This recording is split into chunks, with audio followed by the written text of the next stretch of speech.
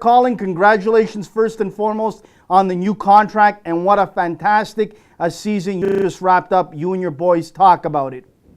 Yeah, overall it was a fabulous season, Anthony, and first of all I'm very proud to have signed a new 3-year contract with FC Edmonton. I think it shows a great deal of faith from our owners, Tom and Dave Fath, and it also shows the stability of the club and the direction that the club is moving. So I am myself, Jeff Paulus, my assistant, Darren Willison, the goalkeeper coach, we're all very grateful for the 3-year contract, and hopefully we're building something positive. But with regards to the season, overall it was a fabulous season. The spring season let us down in terms of results, not always performance-wise, Anthony, but we were in every game. We haven't been, since I've been at the club, we haven't been hammered by any team. And that says a great deal about the organisation and the commitment from our players. The spring season, as I said, we managed to throw away wins to ties or ties to defeats or so on, but we were so close all the way through. But results-wise, it was a disappointing season.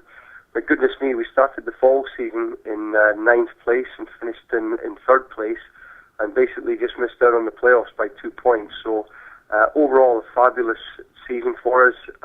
Some real positive strides forward, Anthony, not just on the field, but off the field as well. So all in all, FC Edmonton is in a very good place, both with our academy, how well that is going in producing some local talent and getting them into the next stage of their development, of course, through the provincial program with the Alberta Soccer Association, and of course with our national team program. So we're in a good place. The club, Touchwood, is now being run as professionally as it's ever been done, and I'm very grateful for all the help the staff have given me. Colin, but something must have changed. I watched your spring season. I got to be honest, I was concerned for you, your staff, and some of your players that they'd be out of work soon. And then I watched a lot of your games in the fall season. Offensively, you guys brought it up a different level. I don't know what it was, but something must have been said to your boys when you had that break. To me, I look at the turning point, to be honest, was when you played the Montreal Impact and should have gone on to the next round. You got robbed by the ref. We don't need to discuss it. But to me, that showed a lot of maturity with this squad and from yourself, and how you guys decided to really turn the page in a positive way. Talk about it. Well, yeah, you're right. We were robbed in the Amway Championships, that's for sure.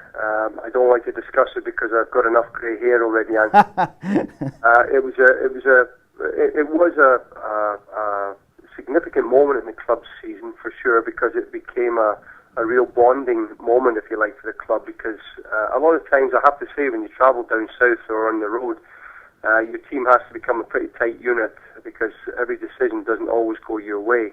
But the 3 signings that we made in the off season certainly helped us. We rejigged the lineup a little bit in the system that we played during the off season, during the spring fall pre-season, and those things definitely contributed to the turnaround of the team moving forward. What it did, that those 3 signings certainly added more competition for places. And the club, I actually said that when I first started with the club that it would be at least a 5-year program, and I'm now in season 2, just finished season 2 with them.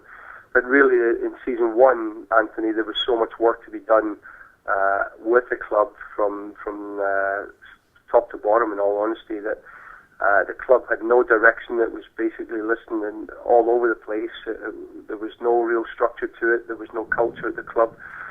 So I had to replace a lot of players in year 1 or season 1. So really, in all honesty, this past season with the Eddies has really been year 1 for me, where we've managed to bring in the players that I wanted to bring in. And, I inherited a lot of contracts that we couldn't get out of as a club.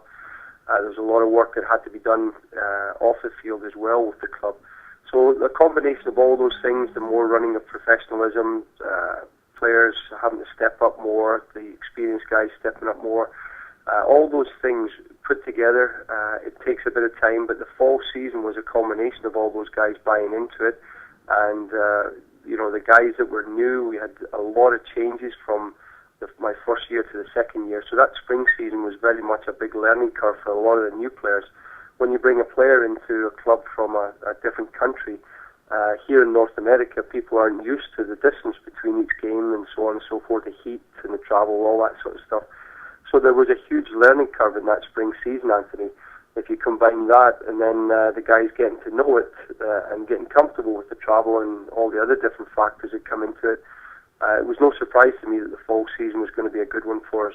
Colin, I look at Hansen Bokai, this young, promising Canadian youngster, and he reminds me so much of a guy who you know quite well from the past, Paul Pescasolido. He's fearless, he's cocky, he can put the ball in the back of the net, he's got blazing speed, and he'll do anything for his teammates. Talk about this youngster and the bright future he has for your squad, but also for Canada. Yeah, Hansen is, he was arguably the best player in the Amway tournament from start to finish, in all honesty, including the final. The kid has, when he's been used with us, he has certainly lit up the field. There's a difference to watching a kid like a Hansen Boakai to watching somebody else. He is so comfortable on the ball. He's still a kid. He's just turned 18 years of age. So this year, Anthony, I didn't play him a great deal. He was very immature. There was a lot of things he had to correct off the field and so on and so forth. So there was a lot of, I had to protect the kid a little bit this season because he got so much glory from the Amway competition. It's easy for a young boy to get carried away with that. So I have no regrets about how he has been handled this season. But his potential for sure is excellent.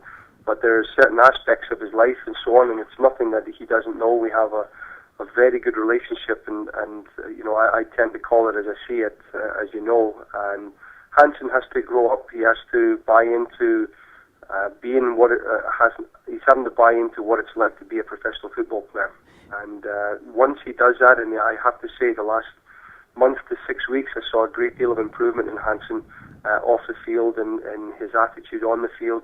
I have no illusions that the kid will make a big impression for us next season. Colin, two guys to me that really showed their leadership qualities on and off the field. Two guys that had an outstanding season. John Smithy, as we like to call him here in Ontario, and Albert Watson, who was on our show a couple weeks ago. Fearless, strong communicator in the back there. These are two guys that I think you can agree that had a real solid season for you. Yeah, I mean, Smithy came in as the number two, in all honesty, Anthony, this season behind Lance Parker. And through Lance picking up injuries, John managed to pick up a lot more games than I'm sure he could have envisioned at the start of the season. I never had any doubts. I still have no doubts about John. He's just signed, today actually, he's just signed an extension to his contract with FC Edmonton, which is great news. He actually stepped in quite a bit last season as well with us.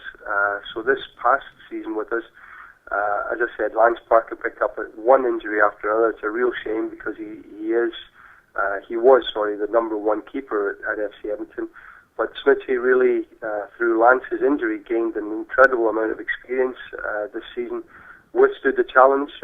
We have another young goalkeeper with us, Tyson Farago, who played in the last game of the season, a young Canadian boy from Winnipeg, who looks every bit a top quality goalkeeper. And I think by this time next year, we'll be speaking a great deal more about Tyson. But Big Smithy's had a great season, and there's areas of his game, of course, he has to work on. He's still relatively new to this level of football, but he has gained tremendous experience, certainly since the time I've been working with John, and shown great improvement.